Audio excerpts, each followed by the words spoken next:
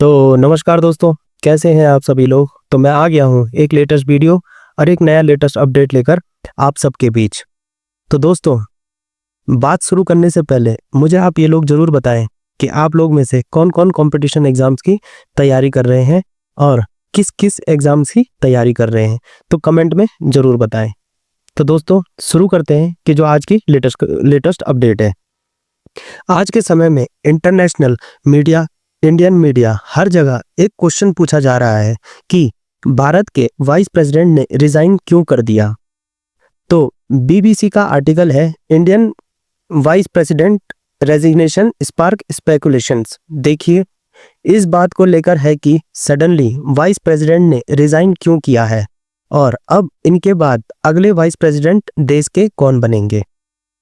आप अगर officially letter देखें तो प्रेसिडेंट ऑफ इंडिया यहाँ पर कह रहे हैं कि in according to article 67A of the constitutions, यह हेल्थ रीजन की वजह से, यह हिंदुस्तान के इतिहास में पहली बार हुआ है कि कोई वाइस प्रेसिडेंट हेल्थ रीजन की वजह से स्टेप डाउन कर रहे हैं और अपने टेन्योर से पहले। क्योंकि देखिए, इनका जो टेन्योर शुरू हुआ था वो हुआ था 2022 में और इनका जो टेन्योर चलना था, मतलब जहां तक इन्होंने काम करना था, जो इनका टेन्योर था वो 2027 तक रहना था। मगर दोस्तों, होता क्या है, कुछ महीनों पहले आपने देखा होगा जगदीश साहब की जो एज है वो काफी न्यूज में थी। मार्च 2025 में इनका एक ऑपरेशन हुआ था एम्स हॉस्पिटल में और उसके कुछ महीनों बाद एक वीडियो सामने आई थी जहां पर यह चलते चलते फेंड कर गए थे। मगर दोस्तों, इन्होंने कहा था कि 2027 में जब मेरा कार्यकाल खत्म होगा तभी उसके बाद मैं रिटायरमेंट ले लूंगा।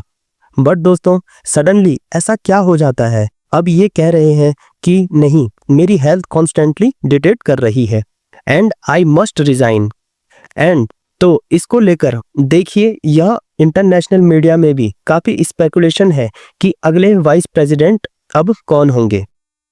इसको लेकर आप देखोगे सोशल मीडिया पे लोगों ने ऑलरेडी प्रेडिक्शन करनी स्टार्ट कर दी है। जो दोस्तों, जो चलन ही है हमारे यहाँ कि प्रेडिक्शन पहले ही शुरू कर दिया जाता है कि कौन जीतेगा कौन जीतेगा। तो ये सोशल मीडिया पे ये भी शुरू हो चुका है। अब अंदाजा लगाया जा रहा है, कोई कह रहा है कि ये होंगे, कोई कह रहा है कि ये होंगे। बट दोस्तों, आपको मैं अभी क्लियर कर दूं कि अभी तक डिसाइड नहीं किया गया है कि अगले वाइस प्रेसिडेंट देश के कौन होने वाले हैं। अब कुछ न्यूज़ के आउटलेट्स हैं यहाँ पर जो क्लेम कर रहे हैं कि बिहार से लगातार आवाजें आ रही हैं कि हमारे नीतीश कुमार जी को next vice president of India बना दो। तो कई लोग ये भी बोल रहे हैं कि शशि थरूर को बना दो। और कई जो भारत के दिग्गज पॉलिटिशियंस हैं, इनके नाम भी सामने आ रहे हैं, जैसे they can next vice president of India. और देखो, चाहे सोशल मीडिया में कुछ भी हो, अब ये किसी का भी नाम ले, तो घुमा फिरा के बात ये है कि वाइस प्रेसिडेंट को सीधा सीधा चुन के कोई अपॉइंट नहीं कर सकता। हर चीज का एक प्रोसेस है। तो इसका भी एक इलेक्शन का प्रोसेस होगा। लोकसभा में और राज्यसभा में जो हमारे एमपी हैं, एमपी मेंबर ऑफ पार्लियामेंट है, ये उस चीज के लिए वोटिंग करेंगे। अब दोस्तों, इसमें जो हमारे एमएलए हैं वो वोट नहीं करते, इसमें वोट करेंगे सिर्फ एमपी, जो हमारे एमपी हैं पार्लियामेंट के। और वाइस प्रेसिडेंट बनने के लिए एक आदमी को, कैंडिडेट को सिर्फ 395 एमपी का सपोर्ट चाहिए। और आप अगर आज के समय देखो, बीजेपी के पास अकेले लोकसभा और राज्यसभा दोनों के एमपी अगर आप मिला दें तो होते हैं 351। और आप इसमें अगर एनडीए जो इनके सपोर्ट में है, और जो एनडीए जो इनके सपोर्ट में कई और पॉलिटिकल पार्टीज हैं, तो एनडीए में ये डिसाइड कर लिया जाएगा कि अगले वाइस प्रेसिडेंट देश में कौन होने वाला है। मगर कंट्री में यह क्वेश्चन लगातार रेज किया जा रहा है कि करंट वाइस प्रेसिडेंट का फेयरवेल भी अगर आप देखो तो इतना ज़्यादा कोल्ड क्यों फील हो रहा है।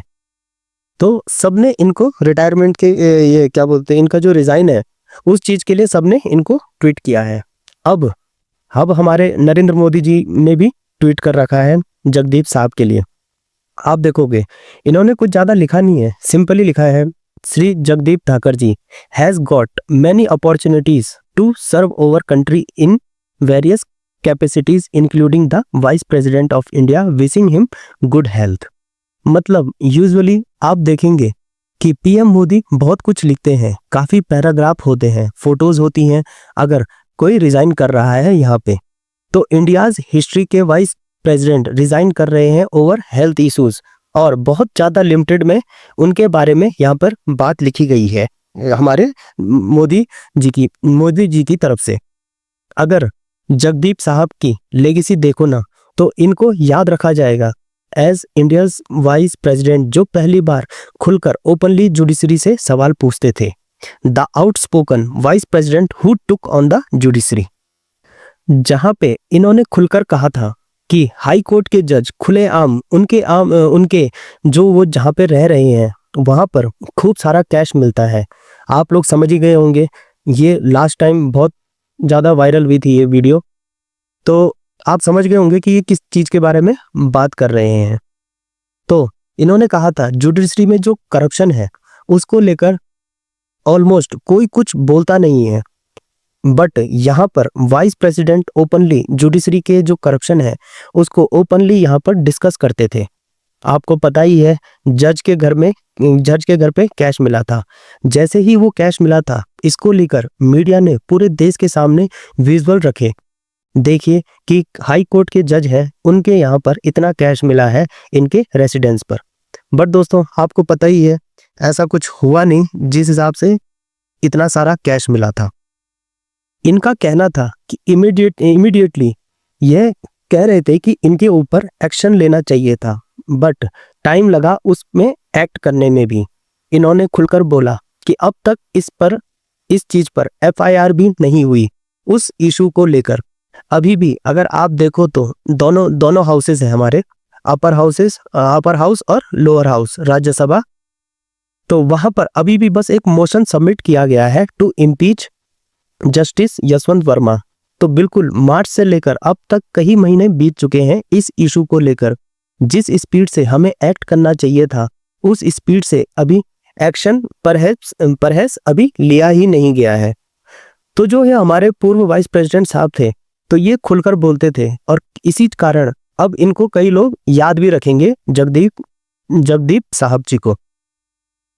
अपने आप में he was the one of the vice president of India ever had, जिन्होंने जुडिशरी के बारे में ओपनली ऐसे स्टेटमेंट देना, अकाउंटेबिलिटी मांगना, या ये सब अपने आप में रेवोल्यूशनरी था। बट अगेन यहाँ पर क्या हुआ कि हेल्थ से रिलेटेड क्या इशू था, इसको लेकर स्पेकुलेशन काफी हद तक बनी रहेगी। इंटरनेशनल मीडिया भी काफी इसके बारे में लिखता रहेगा, बट अभी के लिए देश वेट कर रहा है who will be the next president of India. तो दोस्तों आप भी अपने कमेंट जरूर कीजिए मुझे इस वीडियो पर, आप लोग क्या सोचते हैं किसको बनाया जा सकता है next vice president of India. तो कमेंट करके जरूर बताएं। जुड़े रहिए, मिलता हूं मैं आपको लेटेस्ट अपडेट के साथ, तब तक के लिए धन्यवाद।